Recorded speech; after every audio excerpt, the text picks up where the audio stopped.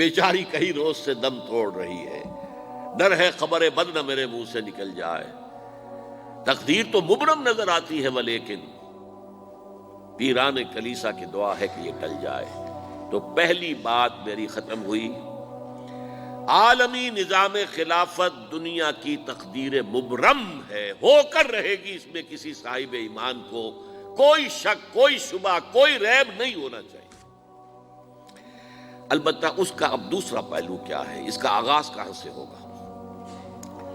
پہلی بات تو یہ، ہمارے بعض لوگوں کے ذہنوں میں، سادہ دل لوگ وہ سمجھتے ہیں کہ پوری دنیا میں ایک ہی دفعہ آ جانی چاہیے۔ یہ کوئی علاقائی خلافت تو نہیں ہو سکتی، خلافت تو عالمی ہوتی ہے۔ ان سے میں کہتا ہوں عالمی خلافت کب تھی جناب؟ یہ تو نہ خلافت راشدہ میں عالمی تھی، کیا ہندوستان شامل تھا اس میں؟ کیا چین شامل تھا؟ کیا یورپ شامل تھا؟ اور پھر جو خلافت کے نام سے جو ملوکیت چلی ہے وہ بھی صرف آپ دور بنو امیہ میں کہہ سکتے ہیں کہ وہ پورا عالم اسلام کم سے کم اس کے تحت تھا۔ بعد میں خلافت عباس، بنو عباس میں، اور فاطمیین کی خلافت میں، اور آل عثمان جو ہیں آٹومان ٹرکس کی خلافت میں ٹکڑے تھے، حصے بکھرے تھے، کوئی مانتا تھا کوئی نہیں مانتا تھا۔ اور سب سے بڑی بات یہ، اگر ایک دم پوری دنیا پر خلافت قائم ہو سکتی تو حضور کے دست مبارک سے ہوتی، لیکن نہیں ہوئی۔ نتیجہ کیا نکلا؟ ایک ملک میں حضور نے قائم کر دی، جزیرہ نما عرب، یہاں خلافت قائم ہو گئی، حضور خلیفہ ہے۔ اس کے بعد آپ کے خلفائے راشدین نے پھر اس کو وسعت دی، شرقاً غرباً شمالاً۔ 3 کالمز نکلے ہیں فوجوں کے، صحابہ کرام کے، 3 کالمز، ایک ایسٹ ورڈ، ایک ویسٹ ورڈ، ایک نارتھ ورڈ۔ ایک عراق کو فتح کرتے ہوئے ایران میں پہنچ گیا، خراسان تک چلا گیا۔ ایک شام کو فتح کرتے ہوئے اور پھر سینائی پیننسولا سے ہو کر افریقہ میں داخل ہوا اور اٹلانٹک تک پہنچ گیا۔ تیسرا سیدھا شمال میں گیا، لیکن یہ زیادہ دور نہیں جا سکتا تھا، کوکیشین ماؤنٹینز آ گئے، کوہ قاف۔ اس زمانے میں تو یہ یوں سمجھیے کہ امپیسیبل تھا نا، کوہ قاف، لہذا وہاں آ کر رک گیا بابا۔ اب بھی یہ ہوگا، کسی ایک جگہ سے شروع ہوگا پھر پھیلے گا، اس کے سوا کوئی چارہ کار ہے ہی نہیں۔ اگر ہر جگہ پوری دنیا میں ایک ہی وقت میں ہو سکتا تو حضور کے دست مبارک سے ہوتا صلی اللہ علیہ وسلم۔ اب وہ نقطہ کون سا ہوگا، نقطہ آغاز کون سا ہوگا؟ اس میں پہلی بات تو میں نے کہا، جو شک کرے گا اس کا پھر ایمان مشکوک ہے۔ ہوگا، لازماً ہوگا، گلوبل ہوگا، پوری دنیا میں ہوگا۔ کہاں سے شروع ہوگا اس میں آپ اختلاف کر سکتے ہیں، لیکن مجھے تو 2 حدیثیں تو ملی ہیں جن سے یہ اندازہ ہوتا ہے کہ یہ اس مشرقی خطے سے ہوگا، عرب کے مشرق کی جانب کسی ملک سے ہوگا، کسی خطے سے ہوگا۔ وہ حدیثیں بھی اب آپ پڑھ لیجیے پہلے، پھر میں کہہ رہا ہوں یہ خزانہ ہے جو ہم نے آپ کی خدمت میں پیش کیا ہے، کاش کہ آپ اس کی قدر کر سکیں، یہ حدیثیں آپ کو ازبر ہو جائیں، یاد ہو جائیں، لوح قلب پر نقش ہو جائیں۔ ہندوستان اور خراسان یعنی موجودہ افغانستان کا ذکر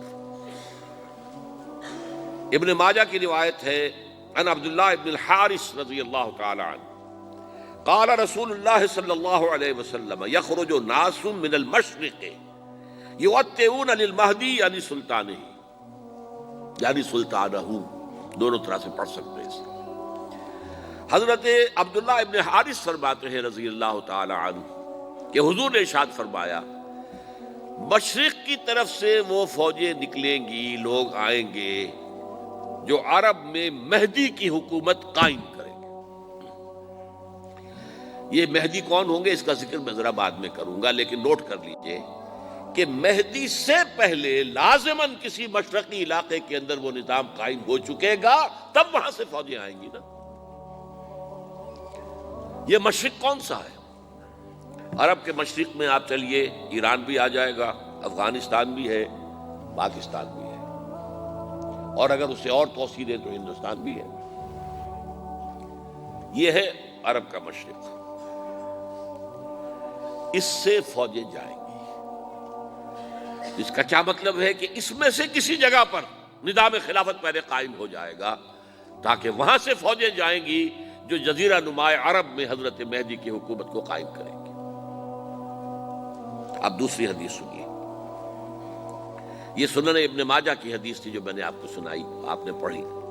دوسری، عن ابی ہریرہ رضی اللہ تعالی عنہ،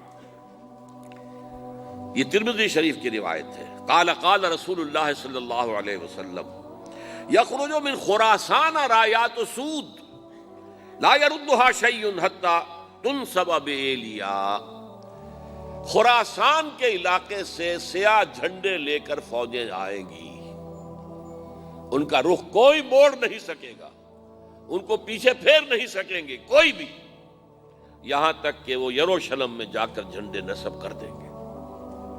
ایلیا حضور کے زمانے میں یروشلم کو کہتے تھے۔ یہ یروشلم تھا جب حضرت سلیمان کی حکومت تھی، اور یہاں پر معبد سلیمانی، ہیکل سلیمانی قائم ہوا، پھر یہ یروشلم ہی رہا ہے تاریخ میں، یہاں تک کہ سن 70 عیسوی میں جب ٹائٹس رومی جنرل نے اس کو گرایا، ختم کیا، سیکنڈ ٹیمپل گرا دیا، اور یہاں سے یہودیوں کو کہا نکل جاؤ یہاں سے، کوئی یہودی باقی نہیں رہا، تب بالکل تہو بالا برباد کر دیا۔ اس کے کوئی 150 سال بعد ہیڈریان، رومن ایمپرر ہیڈریان، اس نے پھر دوبارہ آباد کیا اس شہر کو۔ 150 سال تک یہ بالکل بنجر اور بالکل غیر آباد پڑا تھا۔ اب ہیڈریان نے جب آباد کیا تو اس کا نام ایلیا رکھا، اب یروشلم نام نہیں تھا، تو حضور کے زمانے میں پھر اس کا نام ایلیا تھا۔ اور اب اس سے کیا معلوم ہو رہا ہے کہ یہ یروشلم مسلمانوں کے قبضے سے اس وقت نکلا ہوا ہوگا، ایک دفعہ پہلے نکلا تھا، سن 1099 عیسوی میں مسلمانوں کے ہاتھ سے نکلا، کروسیڈرز عیسائیوں نے آ کر اس کو قبضے میں کیا، لاکھوں مسلمانوں کو مارا، قتل کیا۔ اس کو 1187 عیسوی میں واپس لیا ہے، کس نے لیا ہے؟ صلاح الدین ایوبی کرد۔ عرب کھوکھلے ہو چکے تھے، عربوں نے کھویا، واپس نہیں لے سکے، بہت حکومت کر چکے تھے، 400-500 برس کی حکومت کر کے، اور ان کے عیش اور ان کے آرام، اب ان میں جان نہیں تھی کہ وہ واپس لے سکے۔ واپس لینے والا گرم کرد خون تھا، صلاح الدین ایوبی۔ تو گویا کہ اب آپ سمجھئے کہ 88 برس تک عیسائیوں کا قبضہ رہا یروشلم پر۔ اب 1967 میں یہودیوں نے قبضہ کیا ہے، اور اب 38 برس تو ہو گئے، 88 نہیں تو 38 برس تو ہو گئے ہیں، لیکن وہ دور آئے گا کہ اب پھر لیں گے، لینے والے عرب بھی نہیں ہوں گے، خراسان کے علاقے سے فوجیں آئیں گی۔ یہ خراسان کیا تھا؟ ایلیا تو میں نے آپ کو بتا دیا، یروشلم کا نام ہے۔ خراسان اس زمانے میں ایک بہت بڑے ملک کو کہتے تھے، کچھ حصہ پاکستان کا بھی اس میں شامل ہے، کچھ حصہ ایران کا بھی ہے، ایران کے اس حصے کو اب بھی خراسان کہتے ہیں، وہ ایک صوبہ ہے، خراسان ایک صوبہ ہے ایران کا چھوٹا سا۔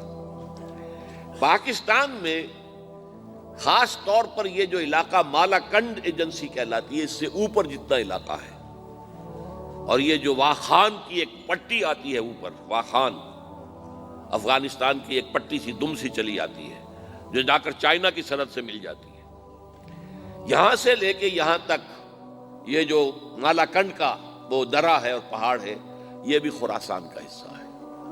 باقی تقریباً 2/3 آف افغانستان ساؤدرن حصہ نہیں ہے خراسان کا حصہ، یہ سیستان کہلاتا تھا، یہ خراسان نہیں ہے، لیکن یہ کہ اوپر کا 2/3 آف افغانستان، اور اس کے ساتھ یہ جو عرب جو اب یہ ترک ممالک آزاد ہوئے ہیں سوویت یونین کی ڈسولوشن کے ساتھ، یہ سارا علاقہ کہلاتا ہے خراسان بزرگ، دی گریٹ خراسان۔